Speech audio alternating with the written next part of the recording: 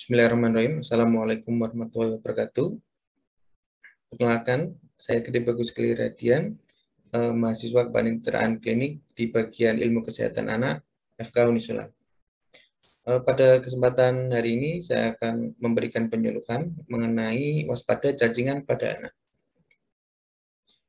Baik, langsung kita mulai saja. Apa itu cacingan?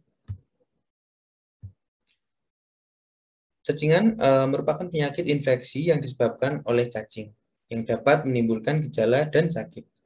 Kondisi cacingan dapat mengganggu tumbuh kembang dari anak, bahkan hingga menyebabkan penurunan tingkat kecerdasan.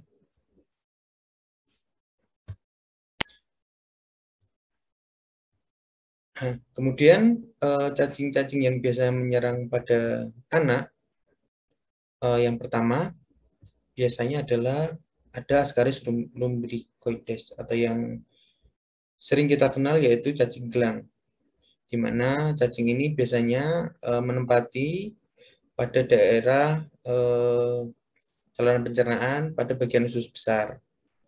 Kemudian selanjutnya ada cacing oxyuriaris dan enterobiasis, yaitu biasanya pada bagian usus anus. Kemudian selanjutnya ada cacing tambang atau Necator americanus. Oh ya, untuk oxyuriasis dan enterobiasis biasanya kita kenal dengan cacing kremi. Kemudian bagaimana sih cacing itu bisa masuk ke dalam tubuh, khususnya pada anak-anak? Yang pertama biasanya anak makan makanan yang tidak bersih, atau biasanya anak-anak kan sering ini memegang makanan, kemudian makan yang jatuh dan langsung dimakan, tidak dicuci terlebih dahulu. Kemudian buang air besar dan buang air kecil sembarangan. Kemudian anak-anak ketika bermain di luar ruangan tidak memakai alas kaki. Nah, ini parasit cacing ini bisa masuk melalui kaki. Kemudian bermain tanah dan kuku anak yang panjang. Nah, kuku anak yang panjang ini nantinya akan menyimpan kotoran, di mana kotoran itu kan biasanya ada telur cacing. Nah, itu nanti bisa masuk atau termakan melalui saluran pencernaan dan akan menyebabkan cacingan. Kemudian apa saja gejala dari cacingan itu sendiri? Yang pertama, untuk anak-anak biasanya didapatkan sakit perut, kemudian yang paling sering anus gatal, kemudian anak tampak lemah, lesu, dan cepat lelah, kemudian anak kurus dan buncit, kemudian anak bisa mengalami diare berulang, dan muka terlihat pucat.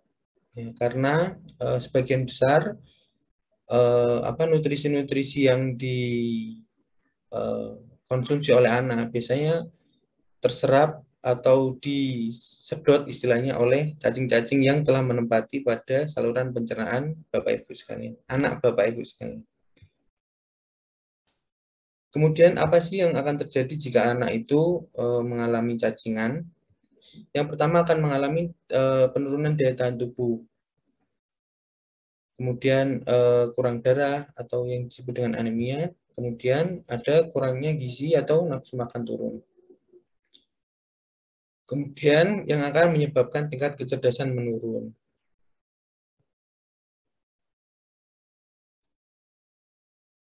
Kemudian bagaimana sih cara pencegahannya biar anak Bapak Ibu sekalian tidak terkena cacingan? Yang pertama bisa dilakukan untuk menjaga kebersihan badan, di mana minimal mandi minimal 2 kali sehari. Kemudian dibiasakan untuk anak mencuci tangan, entah itu sebelum makan atau setelah memegang sesuatu. Kemudian setelah kontak dengan benda-benda yang kotor. Kemudian dibiasakan anak untuk keluar rumah agar memakai sandal atau memakai alas kaki. Seperti tadi yang di awal, karena penyebabnya bisa jadi cacing itu eh, masuk melalui bagian kulit pada kaki anak Bapak Ibu. Kemudian mengkonsumsi air minum yang matang atau makanan-makanan yang matang. Karena makanan yang matang atau air minum yang matang ini sebenarnya kan direbus terlebih dahulu. Nah, itu bisa membunuh dari telur-telur parasit atau telur-telur cacing tersebut. Kemudian sering untuk melakukan potong kuku seperti yang tadi, agar ketika anak Bapak Ibu bermain di luar, agar misalkan bermain tanah, kemudian agar tanah itu tidak masuk ke dalam kuku, dan biasanya kan di dalam tanah itu kan kita tidak tahu apakah dapat terdapat telur cacing atau tidak. Nah, maka dari itu dilakukan potong kuku secara rutin.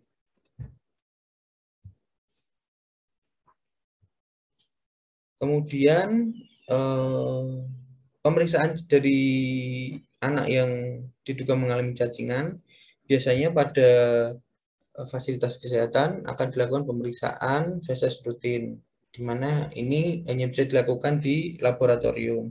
Namun,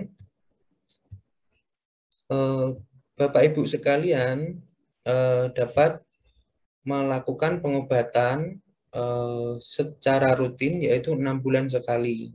Ini sangat dianjurkan bagi anak-anak maupun dewasa. Nah, biasanya pengobatan 6 bulan sekali ini menggunakan pengobatan eh, cacingan, bisa diperoleh pada dokter umum atau dokter keluarga Bapak Ibu sekalian, eh, di ataupun di ini apa namanya,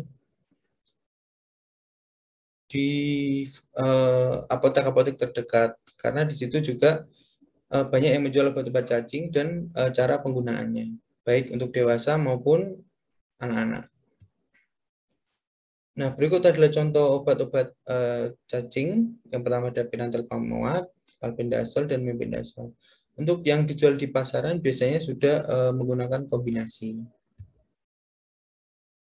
Ya, baik, mungkin hanya itu saja yang bisa saya sampaikan. Terima kasih atas perhatiannya. Wassalamualaikum warahmatullahi wabarakatuh.